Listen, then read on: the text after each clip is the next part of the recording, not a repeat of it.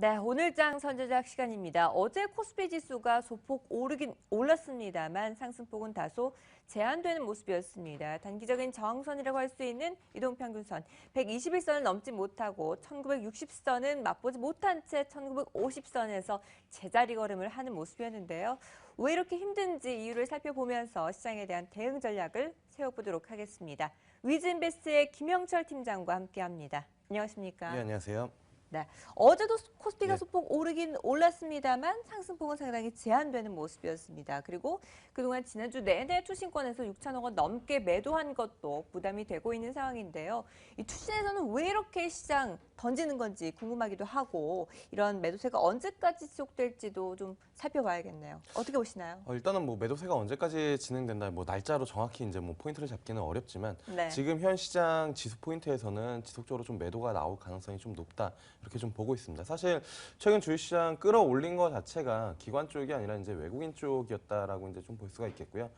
작년부터 이제 그 FOMC 이후 금리 인상에 대한 우려감 때문에 한 8개월 정도 외국인들이 지속적으로 좀 매도가 나왔었던 부분들이고 외국인들이 그 비워놨던 곳간들을 좀 다시 채우는 그런 과정이다라고 하면은 반대적으로 기관 같은 경우에는 채워놨던 부분들을 비워내는 그런 과정이다라고 이제 좀 보시면 좋을 것 같습니다. 물론 이제 최근 반등 자체는 기관의 매도세보다는 외국인들의 매도세가 좀 더 강한 그런 부분들 때문에 올라오고는 있지만 사실 지금 1960 그리고 대부분의 투자자들이 기억하고 있는 그리고 머릿속에 있는 그 심리적인 지수 자체가 1900 그리고 1950 그리고 2000 이런 부분들이다라고 하면은 1950포인트 이상에서는 주식을 적극적으로 이제 뭐 매수를 해야지 그리고 펀드 쪽에 뭐 가입했었던 부분들을 오히려 이제 환매하는 그런 부분들 때문에 투신 쪽에서는 좀 지속적으로 매물 압박이 좀 나오고 있지 않나 이렇게 좀 보고 있고 그렇기 때문에 지금 현 시장에서 뭐 2000포인트까지 다이렉트로 갈 것이다라고 아마 예상하는 투자자분들은 거의 없다라는 부분들입니다. 뭐 저도 방송에서 나올 때부터 이제 뭐 1920포인트부터는 주식을 조금씩 비워가자. 물론 제가 예상했던 것보다 추가적으로 더 상승이 나왔지만 여기에서는 사실 딱히 주도주도 없고 그리고 추가적인 상승이 나온다라고 자신 있게 베팅을 할 만한 업종이나 종목이 이렇게 많지가 않다라는 부분들입니다. 그래서 뭐 여기서는 뭐 적극적으로 좀 대응을 하기보다는 차라리 좀 조정을 기다리는 그런 부분들이 낫지 않을까 이렇게 좀 말씀을 드려보도록 하겠습니다. 네, 당분간은 이런 흐름이 계속 이어질 것으로 보입니다. 코스피 2000까지 단숨에 올라서지는 못할 것으로 파악되고 있습니다.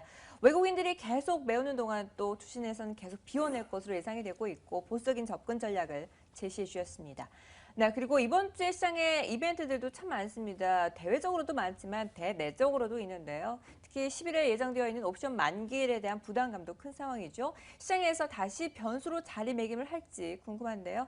어떻게 예측하시나요? 네, 일단 뭐 이번 만기 같은 경우는 이제 동시 만기다 보니까 변동성에 대한 부분들을 이제 대부분 투자자들이 많이 걱정을 하시는데 네. 최근 선물 흐름이나 이제 움직임들만 놓고 본다라고 하면은 그렇게 큰 변동성은 없을 가능성이 좀 높지 않을까 이렇게 좀 보고 있습니다.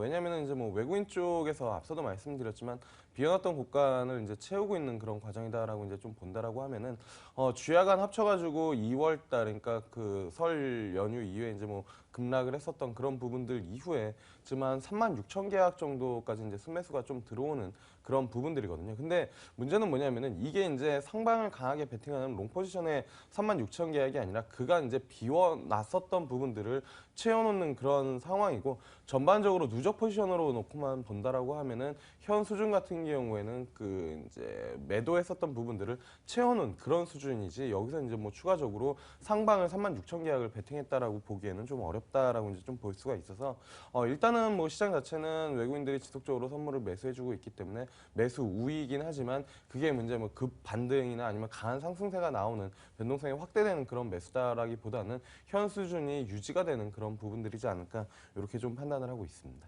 네, 알겠습니다. 어쨌든 시장에 큰 변화는 없이 동시 만기일 무사히 넘어갈 것으로 예상을 하고 있습니다. 그렇다면 이 옵션 만기일도 잘 넘긴다면 코스피 1960 이상도 가능할까요? 어떻게 보시나요? 일단은 뭐 그 60이라는 숫자 자체가 이렇게 1960이라는 숫자가 이렇게 의미 있는 숫자다라고 이제 개인적으로는 보지는 않고 있거든요. 왜냐면은 네. 개인적으로 보고 있는 뭐 수치 같은 경우는 1950포인트인데 일단은 1950을 넘겨놨기 때문에 추가적인 상승은 어느 정도 좀 남아 있다라고 이제 좀 보고 있는 그런 상황이지만 앞서도 이제 뭐 서두에 말씀을 드렸지만 이 시장에서 지금 뭐 낙폭과 대주들도 대부분 다 올라온 그런 상황이고 여기에서 추가적으로 베팅을 할 만한 그런 업종이 개인적으로는 보이지 않는다라는 부분들입니다. 뭐 그때도 이제 뭐 말씀드렸지만 지수 이제 1900 언더 그 부분들에서는 차라리 업종이나 뭐 종목 이런 것들보다는 차라리 레버리지 ETF 전략이 조금 더 유효할 가능성이 좀 높다라고 이제 좀 말씀을 드렸었던 그런 부분들인데 지금 시장에서도 사실 그런 부분들을 본다라고 하면은 오히려 더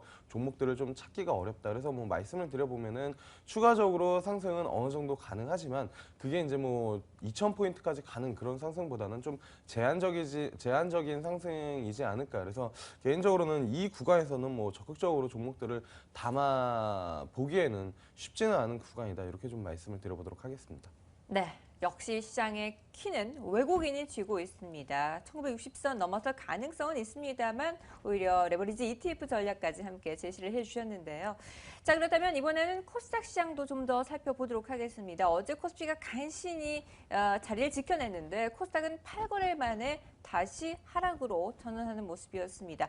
대형주로 쏠림 현상도 현재 우려감이 깊어지고 있는 상황인데 현재 하락으로 추세가 시작이 된 건지 아니면 일시적인 현상으로 봐야 될지 모르겠네요. 어떻게 봐야 될까요? 일단은 뭐 코스닥은 좀 박스권으로 대응을 하는 게 맞지 않을까 이렇게 좀 보고 있고요. 그리고 이제 네. 뭐 투자자분들 아시겠지만 코스닥 차트 보시면은 급락했었던 그 자리까지 다 올라왔습니다. 그게 무려 저점 대비 20%가 넘는 상승률이거든요. 그렇기 때문에 충분히 뭐 조정이 나올 만한 자리에서 조정이 나왔다라고 이제 좀 보시면 좋을 것 같고 그 다음에 이제 어제 시장이 사실 코스닥이 오전장에서는 좀 괜찮은데 그 이후에 이제 좀 뭐 하락 반전했었던 가장 큰 이유 중에 하나는 셀트리온에 대한 부분들이지 않을까. 셀트리온 같은 경우가 뭐 어제도 이제 뭐 흔히 말하는 증권 쪽 이제 뭐 메신저를 통해서 이슈들이 좀 발생이 됐고 뭐 링크가 걸려가지고 그 리포트가 어떤 식이니 뭐 이러한 이야기들이 좀 나왔는데 결국에는 셀트리온 사실 뭐 셀트리온이 이익을 내든 안 내든 어쨌든 뭐 그 제약 바이오 쪽에 대한 그 심리적인 부분들을 가지고 있기 때문에 어제 셀트리온이 상당한 5% 정도 이상 이제 뭐 장중에 움직임이 하락으로 나타나면서 관련된 이제 뭐 종목군들을 좀 하락으로 이끌었다라고 이제 좀 보시면 좋을 것 같고요. 뭐 전반적으로 추세 하락이다 보다는 그 박스권으로 보는 게 맞지 않을까? 680선에 대한 저항을 뭐 시장 참여자들이 대부분 인식을 하고 있기 때문에 여기서 뭐 추가적으로 앞서 말씀드린 것처럼 상방으로 680선을 강하게 돌파를 해서 700선 이상으로 돌파를 할 것이라고 기대하는 부분들은 많이 그러니까 그렇게 생각하시는 투자자분들은 많이 없다라는 부분들이고 그게 이제 시장의 심리다라고 이제 좀 본다라고 하면은 역시나 뭐 조정 시에 좀 접근을 하는 게 맞지 않을까. 큰 틀에서는 680 그리고 하단으로 한 600포인트 잡고 대응을 하는 게 가장 뭐 마음 편한 투자이지 않을까 이렇게 좀 보고 있습니다. 네, 코스닥 뭐 다시 완전히 추세가 전환된 것은 아니고 박스권 내에서 등락으로 보시면 편하실 것 같습니다.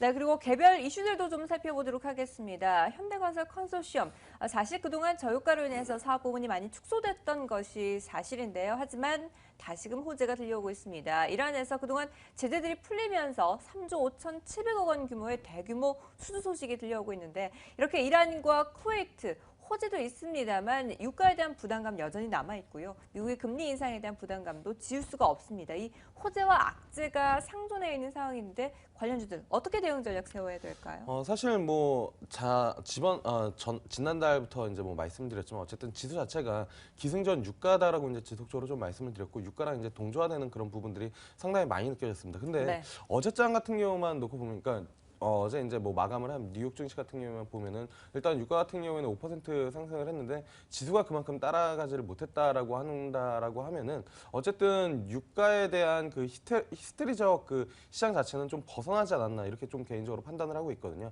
사실 저점에서 유가가 그렇게 반등을 했으면 지수는 1% 이상 강하게 상승을 해줬어야 되는데 그런 움직임들이 좀 안 나타났다라는 점이 어쨌든 유가 쪽에서 그 움직임은 좀 벗어났다라고 이제 좀 보고 있고요. 그 다음에 이제 뭐 종목 개별 종목으로 국내 유가 관련된 종목들 앞서 이제 뭐 현대건설 말씀을 해주셨는데 현대건설 자체 저점에서 상당히 많이 올라왔습니다. 1월달 이후부터 상당히 강하게 올라왔고 수주 소식이 발표가 된 그런 부분들이 있지만 개인적으로는 여기서 추가적으로 강한 상승을 나타내기에는 좀 부족하지 않을까. 물론 이제 수주 금액 자체도 좀 크고 그리고 여태껏 이제 제재가 가했었던 부분들의 그런 부분들이 좀 풀려서 심리적인 부분들을 좀 건드려줄 수는 있지만 여기서 추가적으로 상승을 하기 위해서 강하게 베팅을 하기에는 뭐 현대건설뿐만이 아니라 대부분 건설주들이 그런 전략을 짜기는 좀 쉽지는 않은 그런 구간이다. 이렇게 좀 말씀을 드려보도록 하겠습니다. 네, 이 대규모 수주 소식 물론 호재인 것은 맞습니다만 그동안 바닥에서 많이 올라왔기 때문에 더 큰 폭으로 상승하기에는 다소 부족한 면은 있습니다. 참고해서 살펴보시기 바랍니다. 자, 그렇다면 오늘 시장 전체적인 대응 전략도 좀 세워보도록 하겠습니다. 시장 여전히 뭐 제자리 걸음이다라고도 할 수 있을 텐데 우리 시장 어떻게 대응을 해야 될지 또 관심 가져볼 만한 종목 있으면 하나 꼽아주시죠. 네, 일단은 뭐 1950포인트 그때부터 이제 뭐 지속적으로 좀 말씀을 드렸지만 적극적으로 베팅하기에는 어려운 그런 시장이다라고 이제 좀 보고 있고요. 오히려 네. 이제 뭐 개별 종목 쪽으로 조금 뭐 접근을 해보는 게 맞지 않을까 이렇게 좀 보고 있는데요. 개인적으로 관심 있게 보고 있는 종목은 메가MD라는 종목입니다. 일단은 최근에 뭐 심심치 않게 뉴스나 이런 뭐 기사들을 검색해 보시면 알겠지만 공무원이나 아니면 이런 시험을 준비하는 이제 뭐 젊은 층들이 상당히 많다라고 이제 좀 이야기들이 지속적으로 좀 나오고 있는데 메가MD 같은 경우에는 전문 대학원이랑 그다음에 이제 뭐 공무원 이쪽에 대한 수요 증가가 구조적으로 좀 나타나고 있기 때문에 성장이 좀 가능하지 않을까 이렇게 좀 보고 있고요. 입시 교육 자체에서 성인들 자체의 이제 취업 교육 이런 부분들에 좀 특화되어 있기 때문에 좀 관심을 가져볼 만하지 않을까 이렇게 좀 말씀을 드려보도록 하겠습니다. 네, 종목별 장세가 이어지고 있는 가운데 관심 가져볼 만한 종목 메가MD를 꼽아주셨습니다. 참고해서 전략 세워보시기 바랍니다. 네, 지금까지 위즈인베스트의 김영철 팀장과 함께했습니다. 말씀 네, 감사합니다. 감사합니다.